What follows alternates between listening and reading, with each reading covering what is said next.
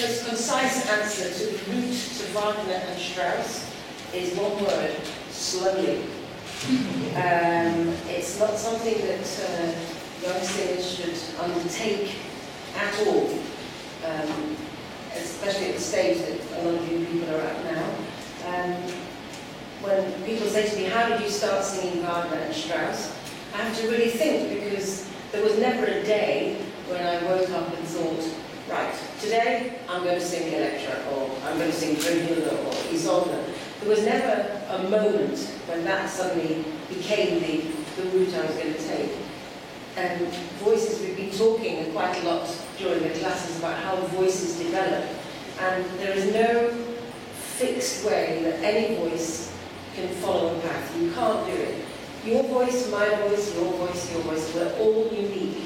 Every instrument just belongs to us. So, you know, you can start off, as I did, with a very, very small, bright, light, high soprano voice, super, super high, Queen of the Night, that kind of stuff.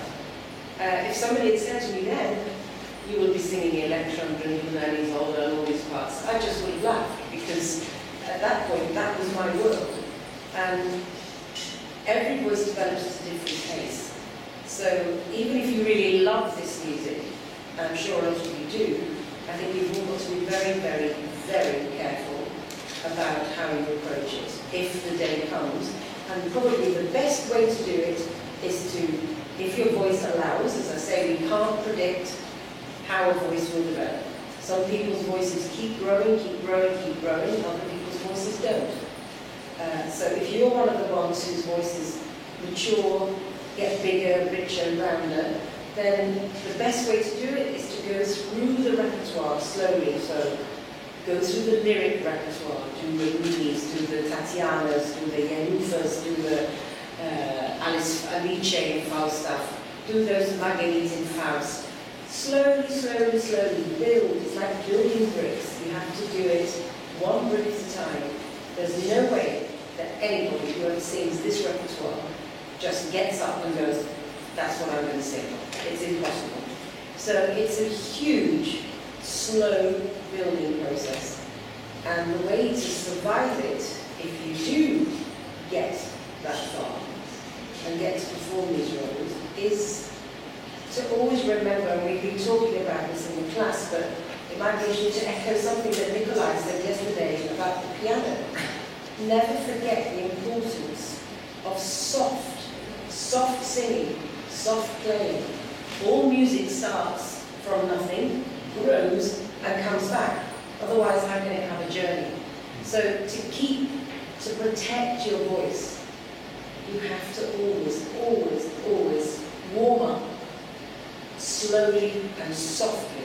And then whenever the music, it's the same story with the piano, we heard it yesterday, all the instructions are there in the score. People say, oh, you know, Wagner, it's loud, it's loud. How can you sing that over that orchestra?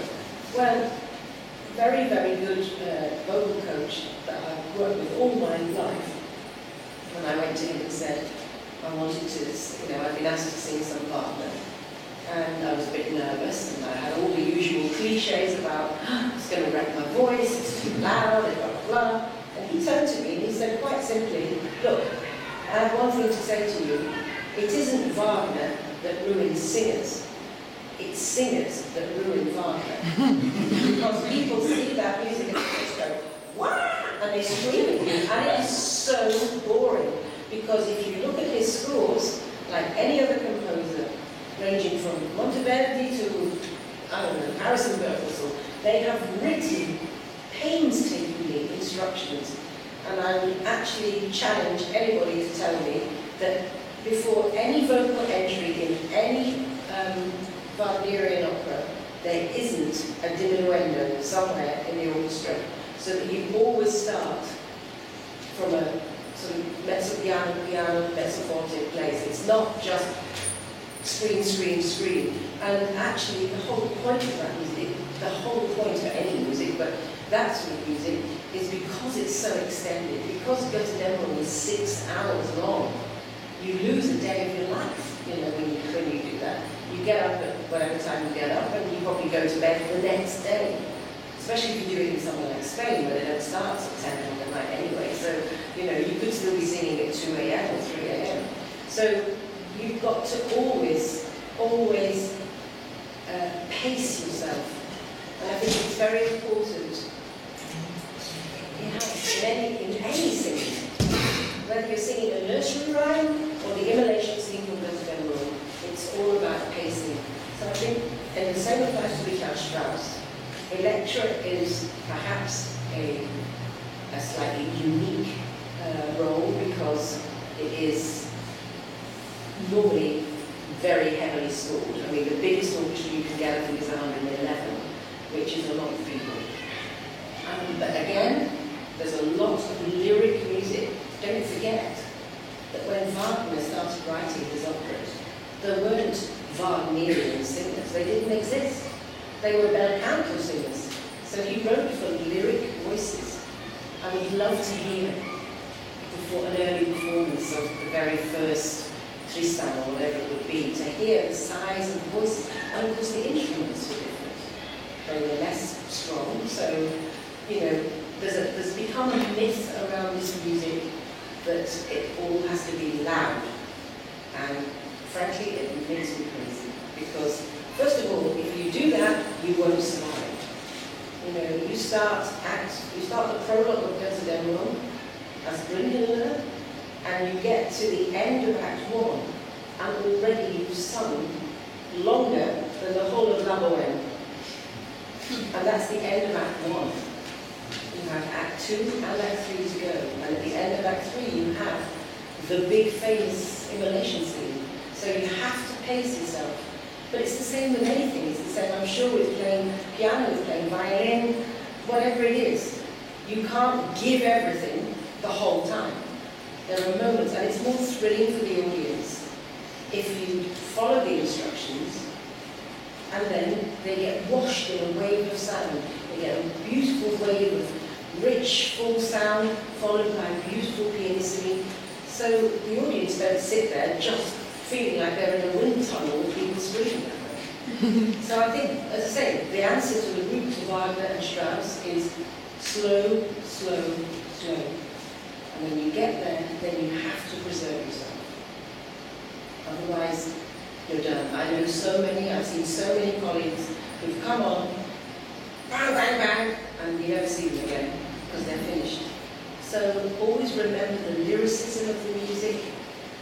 Remember that you're portraying characters, that some of them may be gods or goddesses, but you're still portraying people, persona, you know, that need to have a story. And we're here to tell stories. Hey, Wagner is a very long story, most of it. It's a very long story. And it's extended, so what you can say in a page in La Bohème, you can say in maybe 5 pages in Wagner. Sometimes you have a sentence and you keep turning the page and you think, where's the end of it? Oh, there it is. You know, it's a long, drawn-out way of speaking, really, of speaking the words. So that would be my answer to you. Is really if you are able to do it, always keep the word lyric in your mind.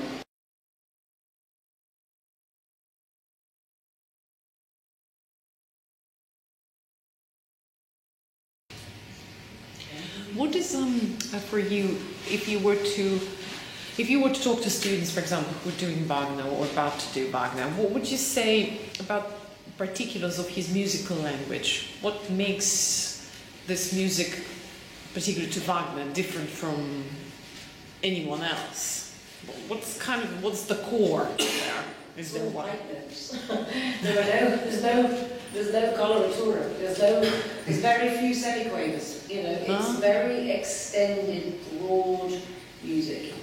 Long notes. Yeah, lots of long notes and long phrases.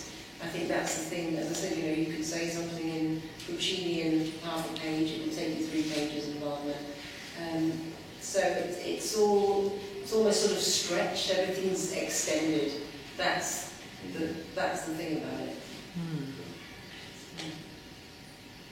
And also the orchestral colour is very specific. I think. And you know, each of the characters, say in The Ring, has its own orchestral motif, its own colour. So that's a guide to help you remember as well. You know, when you're trying to memorise something, it actually helps to think, oh yeah, this is Albert's music now, or this is Wu-Tang music, or this is Air's music, or whoever it is. So that's the kind of the building blocks that you can use. Yeah. How true to the score are you in terms of, for example, in terms of staging, in terms of different voices, in terms of the pace that maybe people want to take things because of the staging and the drama that they're trying to follow? I can imagine sometimes you would just say, hold on a second, I can't do this, you know, I need to. Can you take liberties at all from the score? No, it's all there. It's all there in the score. You know, I think the biggest thing about opera is at the end of the day, on the performance night, the drama comes from the pit, starts from the pit. You know, if the conductor isn't in line with the production, hasn't been at rehearsals, which often happens, it's very sad. If the conductor hasn't lived through the rehearsal process with you and realised why you need to take a breath here because you've just run down a flight of stairs or whatever it is you're doing on stage, then that's when things can fall apart. But if the conductor, I mean, so say somebody like Tony Rapano at Covent Garden, he's there the whole time. He's there in every rehearsal. So he knows exactly what you're doing on stage. On the other side of the coin, I went to Vienna to do The Ring with a very famous conductor who didn't come to a single rehearsal. So the first notes he heard out of my mouth were the first notes I sang in the performance. He hadn't a clue where I took a breath, whether I wanted something a bit quicker or needed a bit of time or anything like nothing. So, I mean, taking that example of running down the ladder, I mean, the director's got to fit that into the score. Of course, yeah. To the extent that absolutely. You're back and in breath and composed, ready to...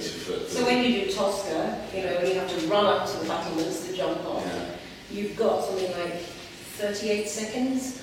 If the conductor is absolutely in tempo, you've got about 38 seconds to get to wherever you've got to. So it could either be 10 steps or it could be 50 steps to get to the top of the battlements. But that's all the music you've got.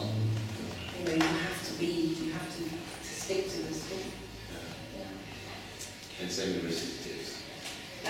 Well, they have a bit more flexibility. But certainly in things like Wagner and Strauss, well, anything sort of through composed stuff, you have to stick to the score.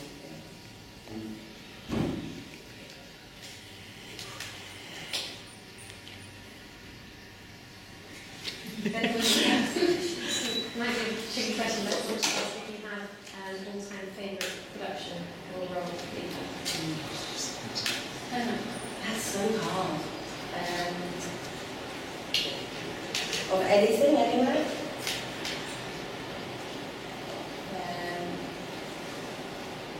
I think there was a production of Madame Butterfly at the done by Graham Vick, which I did 100,000 performances on, which I loved because it was really true and honest. The Ring at Covent Garden, Claude's Ring.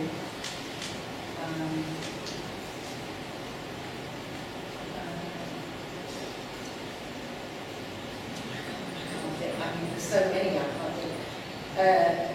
The Fanciulla del West we did at EAM, that was cool. And the spin stuff abroad, I mean, I did a Trissy Cohen in America, which was fantastic. Just for the drama of it all. It's hard. I kind of like the one I'm in, which is kind of cool. I think you've got